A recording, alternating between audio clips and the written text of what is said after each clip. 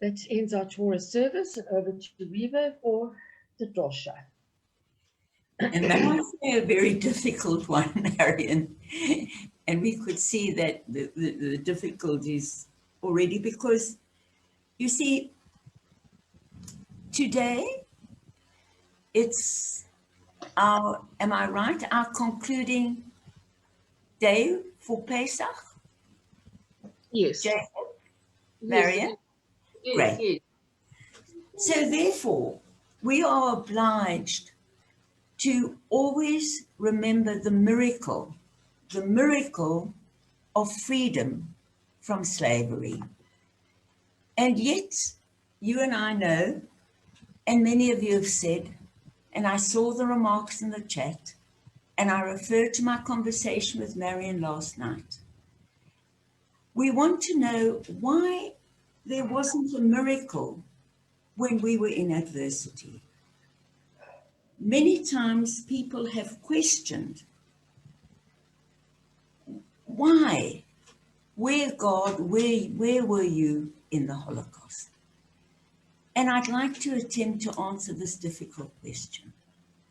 When we are in our current difficulties of living within this pandemic, when we are still in a state of working towards whatever the fulfillment of democracy and peace is in South Africa and America and Israel and all over the world, there is not a perfect peace.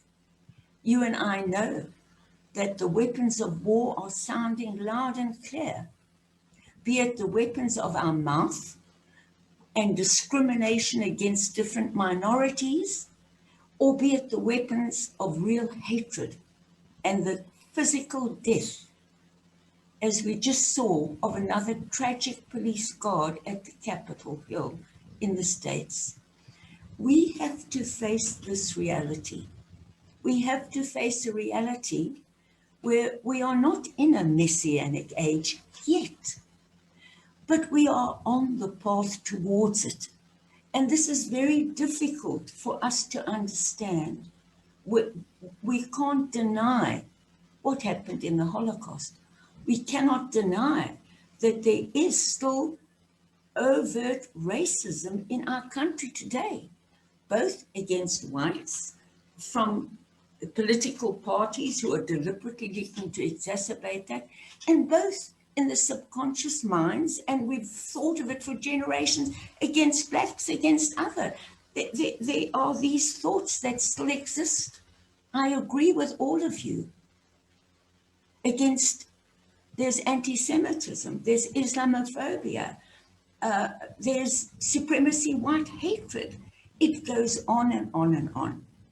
And yet, we've been asked to celebrate the miracle of freedom from all those horrific types of slavery. And so we have to understand that that miracle must remind us that miracles still happen today.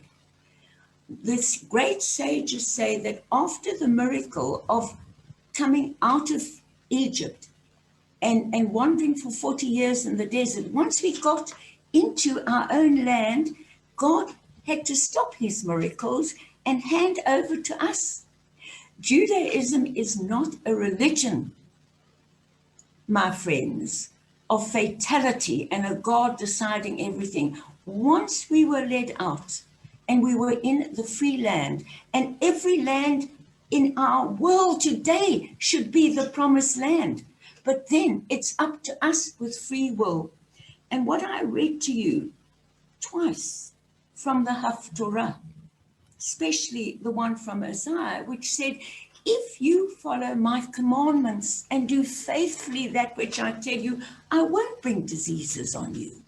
Now, our Torah is not only for the Jews, we know that.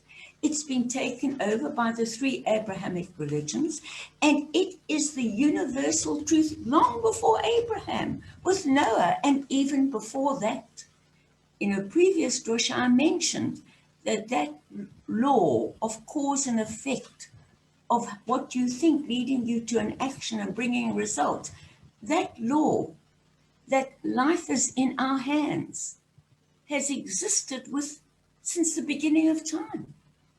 That is part of the creation. And therefore, as we have free will, when we see evil around us, be it to ourselves, as Marion said last night, in a white minority here, yes, there's tremendous discrimination. But there's also discrimination against African nationals.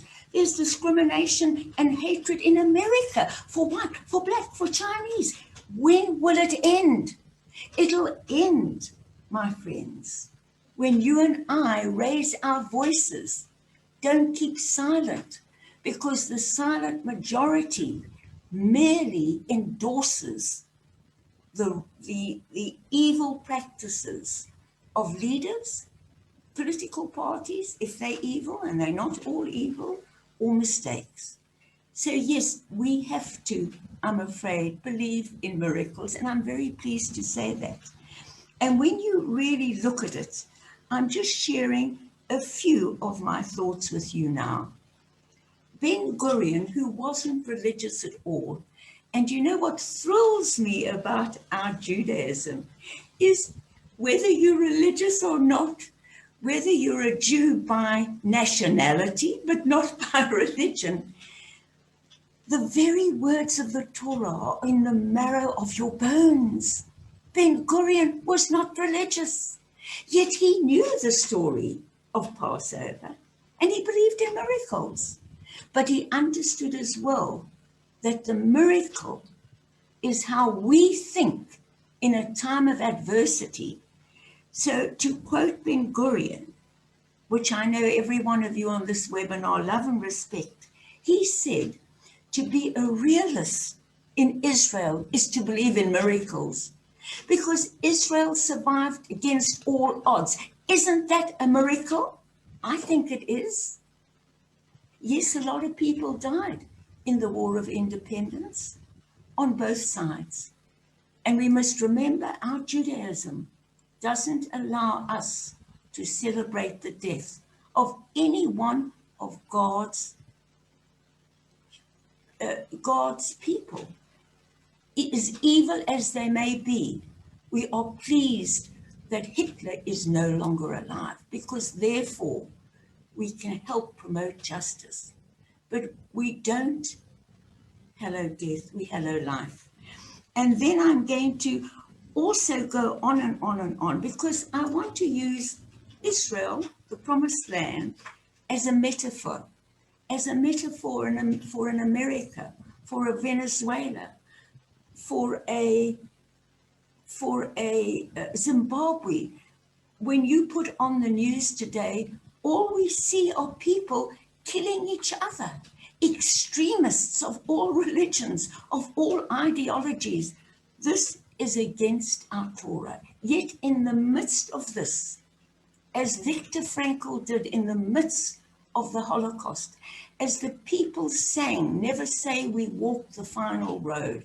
I know this is a difficult thing for you to accept, and my heart goes out to you, because yes, there is always collateral damage, but at least we try and keep that collateral damage as the IDF protocols to a minimum, because it's wrong to kill. You and I know that the Jewish ethos, if you save one life, you save the world. And therefore, we believe in miracles.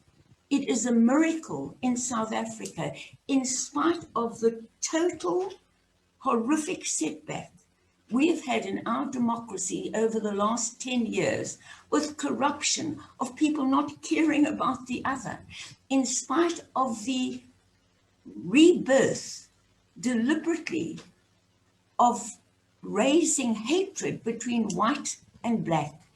And we must talk about this now, because we're not going to talk about it next week.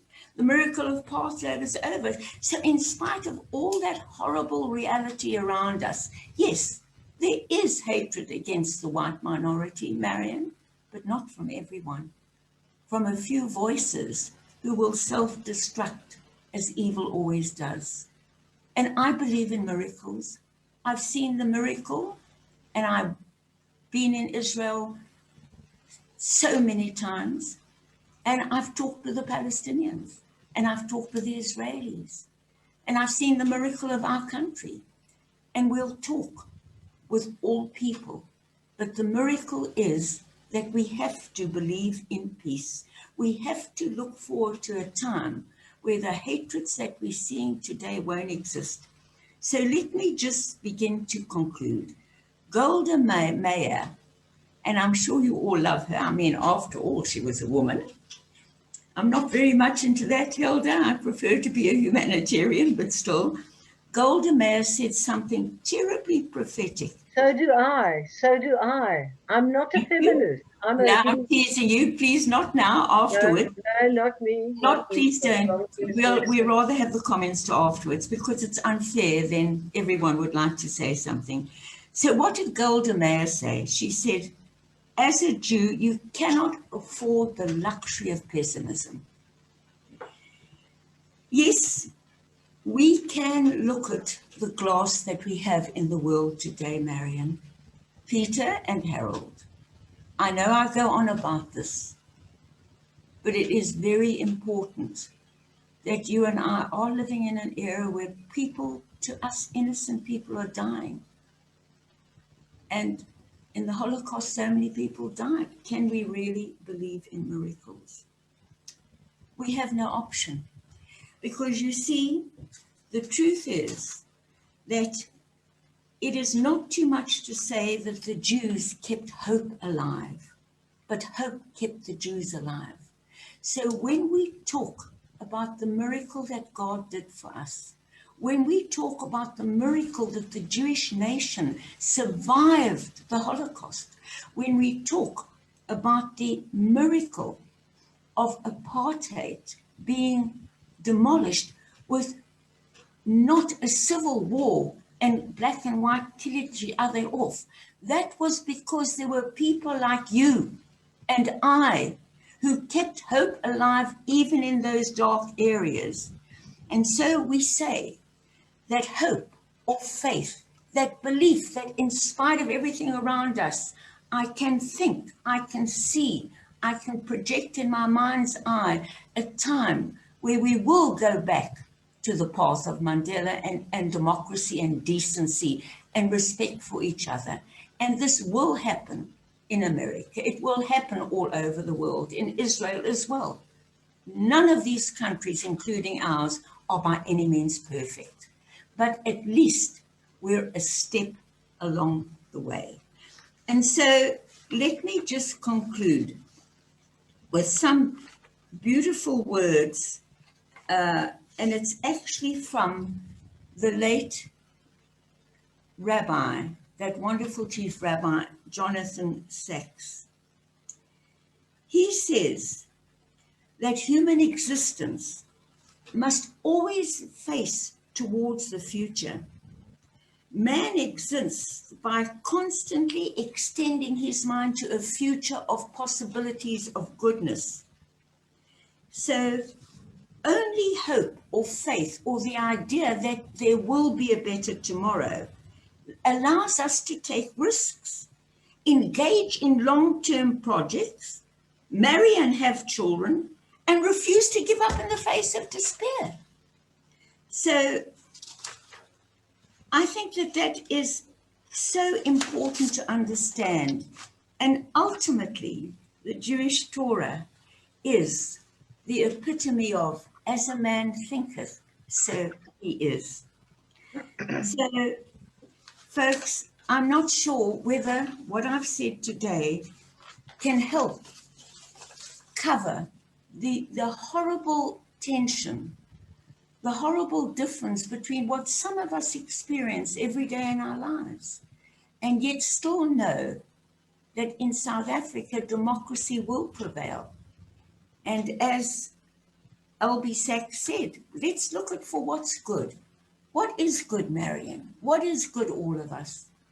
What is good is that we have the courage today to speak out and say what we really think, even if other people don't agree with us. We have the courage to cry and say, look at corruption. We are living in a democracy like Israel and the States, where free speech is still allowed, where we can cry and say, hang on, I'm a white minority group, what about me? And young black students can say, what about us? We deserve education even if we can't afford it. Do you know, we take this so much for granted, that we've come so far along this road towards respect of the other, towards peace, towards saving lives. And we forget how many countries there are still in the world where people cannot say what they think. I mean, you've just seen people get put away for their beliefs. A journalist was killed. Was it from Iran? Because of his statement against that country. We are extraordinarily blessed, all of us, in spite of all the bad things going around us, to live still in a country, like some Western countries, I hope most Western countries, where you can say what you think. You can stand up. You can criticize the government. You can criticize anyone. You can criticize me. I can criticize you. But at the same time, let's look for what we have in common. Let's look at our love of our Torah, our love of Judaism. Let's look at the incredible good deeds that all of you, Marion, Peter, all of you do. Harold, your sister Marion, for the other who has not. Don't let's see color. Don't let's see what is bad, but let's see the tools, the ability with our minds and our thoughts to change that thinking, to look for what's good, and to emphasize that in the world today. I too believe that we here today, it's a miracle that Temple Israel Hillbrow, with each and every one of your support and help and dedication, exists. Shabbat Shalom. Chag Sameach.